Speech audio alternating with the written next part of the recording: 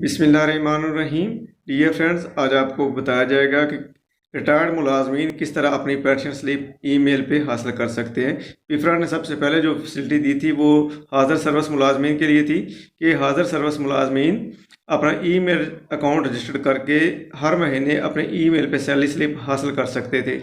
तो अब पिफरा की तरफ से रिटायर्ड मुलाजमीन के लिए भी ये खुशखबरी है कि आप पिफरा के पेज पर अपने क्वाइफ दर्ज करके अपनी पेंशन स्लिप जो आपको हर महीने पेंशन मिलती है उसकी स्लिप आपको ईमेल पे मिल सकती है।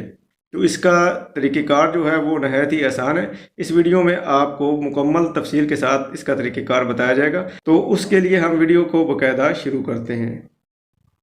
तो इसके लिए हम ब्राउज़र में जाएंगे और पिफरा लिखकर एंटर करेंगे।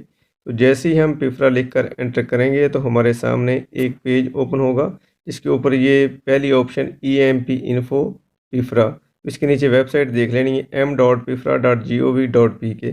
तो इस लिंक को हमने क्लिक करना है तो हमारे सामने एक नया पेज ओपन हो जाएगा। ये एक पेज होगा और ये फॉर्म है जिसको हमने फिल करना होता है। तो इसको सबसे पहले पढ़ लेते हैं इसमें क्या क्या चीज़ें हैं।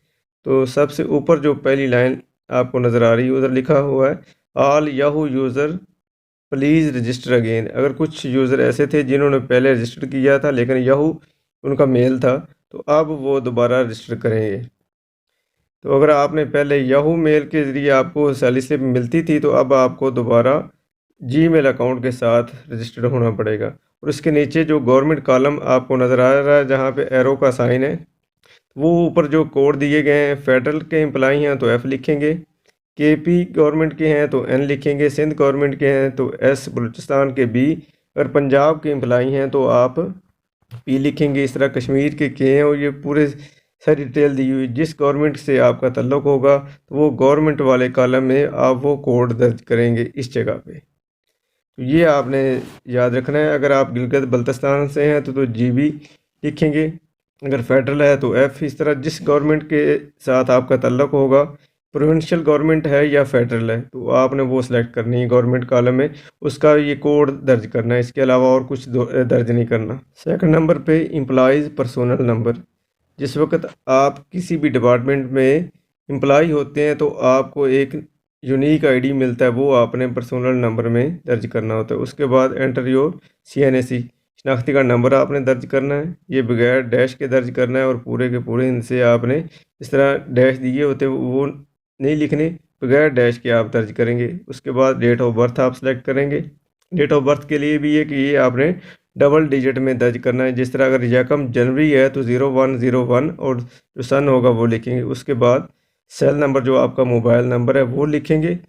जब ये आपका फॉर्म फिल हो जाएगा तो नीचे जो बटन नज़र आ रहा है आपको अपनी दी हुई मालूमात की तस्दीक के लिए यहाँ क्लिक करें। तो इस बटन को आपने क्लिक करना है। तो जैसे ही आप इस बटन को क्लिक करेंगे तो जो भी आप ऊपर फॉर्म फिल किया है तो जितनी भी इंफॉर्मेशन दर्ज की है ये AGF के रिकॉर्ड के साथ मैच होगी। अगर मालूमात दुरुस्त होंगी तो आपके सामने ये ऑप्शन आ जाएगी कि आपकी दी हुई मालूमात दुरुस्त हैं,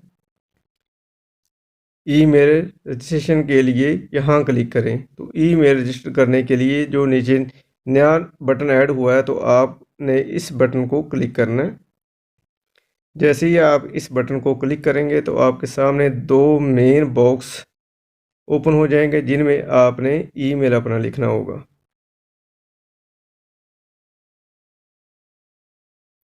ईमेल रजिस्ट्रेशन के लिए यहाँ क्लिक करें तो हम इस बटन पे क्लिक करेंगे। तो जैसे ही हम इस बटन पे क्लिक करेंगे तो हमारे सामने दो बॉक्स मज़ीद ऐड हो गए हैं जिस पे enter your new email address. इधर हमने जीमेल का ईमेल लिखना है।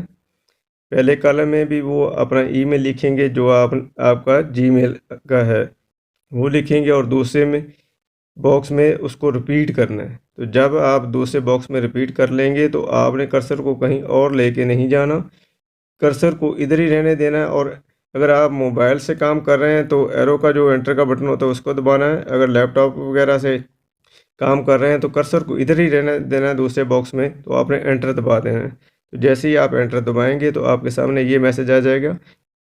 ये मैसेज आ जाएगा कि सब ठीक है, अब दिए गए बटन पर क्लिक करें। तो आपने इस बटन पे क्लिक करना है। जैसे ही आप क्लिक करेंगे तो आपके सामने ये मैसेज आ जाएगा कि आपका ईमेल रजिस्टर्ड हो चुका है। आपको इस ईमेल पर हर महीने सैलरी स्लिप जो होगी वो भेजी जाएगी। तो इस तरह आपका जो ये प्रोसेस होगा मुकम्मल होगा। इसके बाद अब आपका अकाउंट रजिस्टर्ड हो गया, ईमेल रजिस्टर्ड हो गया। अगले महीने जब भी आपकी सैलरी आएगी तो आपको सैलरी स्लिप भी एजी ऑफिस की तरफ से इसी मेल पे ईमेल कर दी जाएगी।